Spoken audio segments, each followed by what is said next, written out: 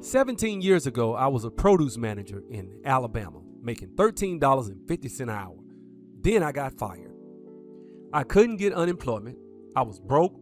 My license got suspended. I ended up going to jail.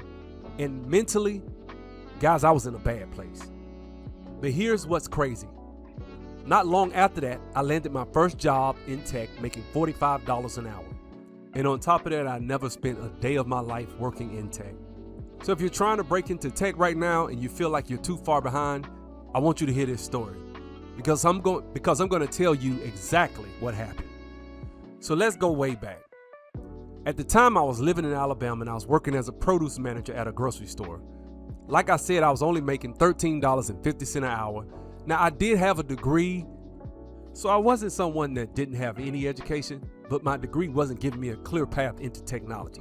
I had no tech experience. I had no college internships. I'd never worked an IT job. I didn't have this beautiful technical resume with all these different companies on it. None of that existed yet. And then I got fired. Now I've got a completely different problem. Your boy needed some money. I got bills, right? So I did what I thought anybody should do. I went and filed unemployment, and I got denied. Now I'm sitting there thinking, okay, what am I supposed to do now? No job, no unemployment check, no IT career, and worst of all, no plan. Somewhere along the way, I found out about this thing called the Workforce Investment Act, right?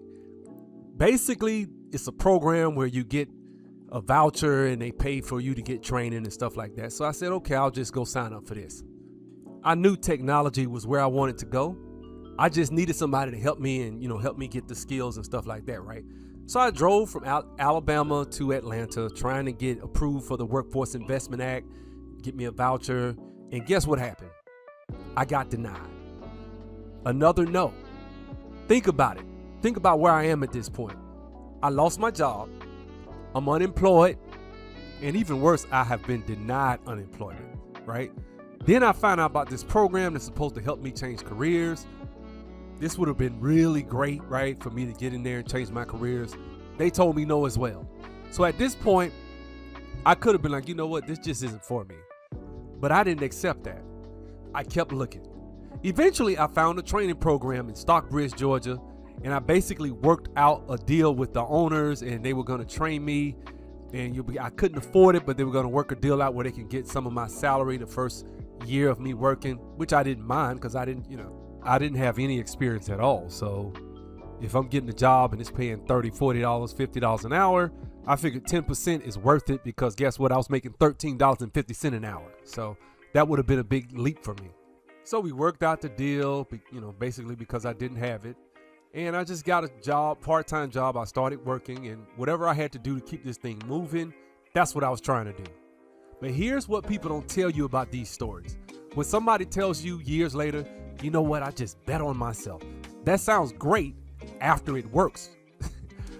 But while you're in it, while you're going through it, it doesn't feel inspirational. It feels terrible. It's scary. It's unpredictable because I wasn't making enough money. Bills still existed. Life was still happening. And eventually, I couldn't afford my car insurance. So my car insurance lapsed.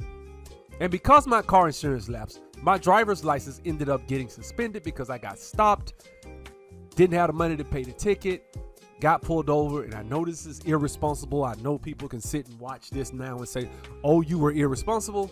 But at the time, I'm just trying to rob Peter to pay Paul. So the next time I got stopped by a police officer, guess what? Driving with a suspended license in the state of Georgia, you go to jail. And that's exactly what happened. I went to jail.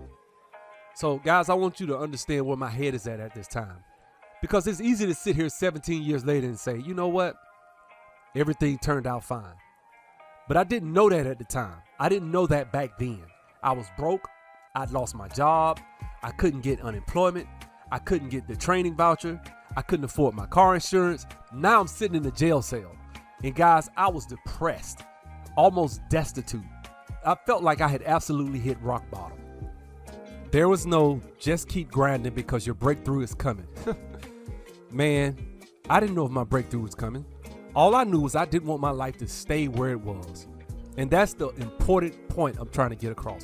Sometimes You don't keep going because you're confident everything is going to work.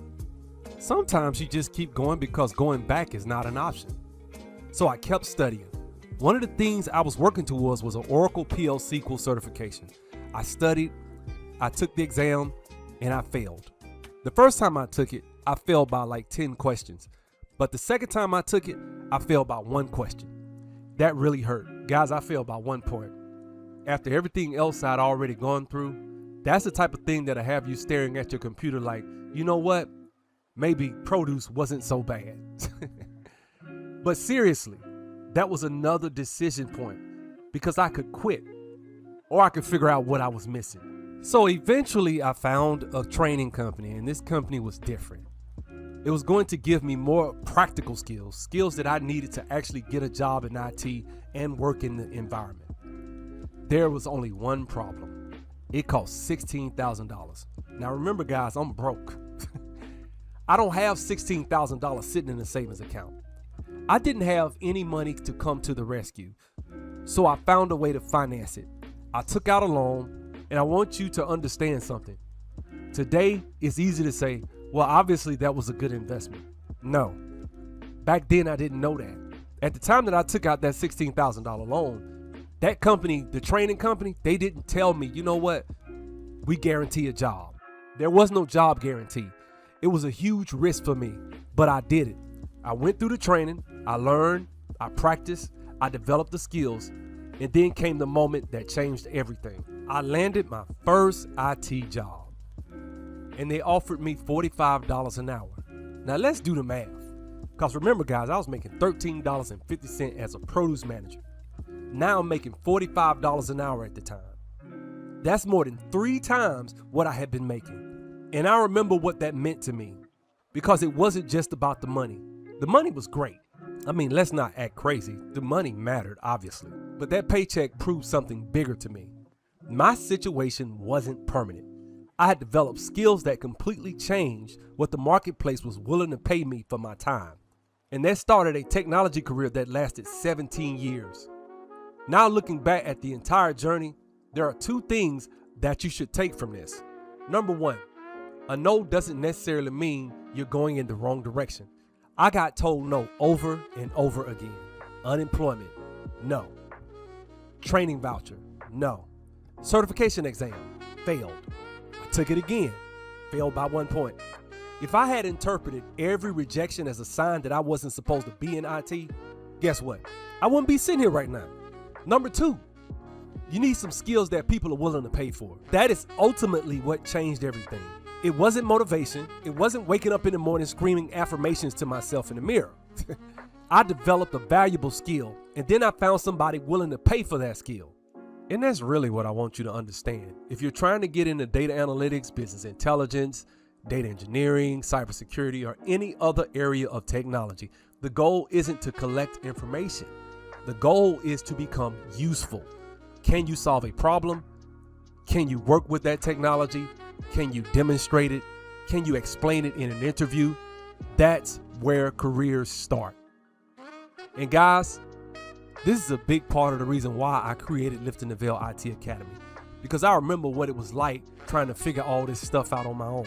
I remember driving to Atlanta looking for help. I remember getting rejected. I remember trying to figure out how I was going to pay $16,000 for this training. I remember failing that exam by 1 point. And I definitely remember how it felt when I finally got that first job opportunity. So when someone comes to me today and says, "Sub, I don't have an IT background. Can I really do this?" I'm not answering that question based on something I read online. I lived it. Now, your path doesn't have to look like mine. In fact, I hope your path doesn't look like mine. Please don't add the jail part just because you want the full experience, right? But the principles are the same. Learn valuable skills, get practical experience using those skills, learn how to demonstrate what you know, and keep moving until someone gives you that first opportunity. So if you're watching this right now and you're at your $13.50 an hour moment, maybe you hate your job, maybe you've been rejected, maybe you've applied to 100 jobs and nobody's calling you back, maybe you're looking at your situation thinking, man, I don't know how I'm going to get from here to there. Trust me, I know the feeling. 17 years ago, I couldn't see where I was going either. I just knew I couldn't stop. And that $13.50 an hour produce manager eventually became the guy sitting here in this video today. If you want help building your own roadmap into tech, check out Lifting the Veil IT Academy. I'll put the link below. Visit my website, www.ltvacademy.com. That's ltvacademy.com. And if you're still fighting to change your situation, subscribe, because guess what? You're the type of person I make videos for. I'll see you guys in the next one.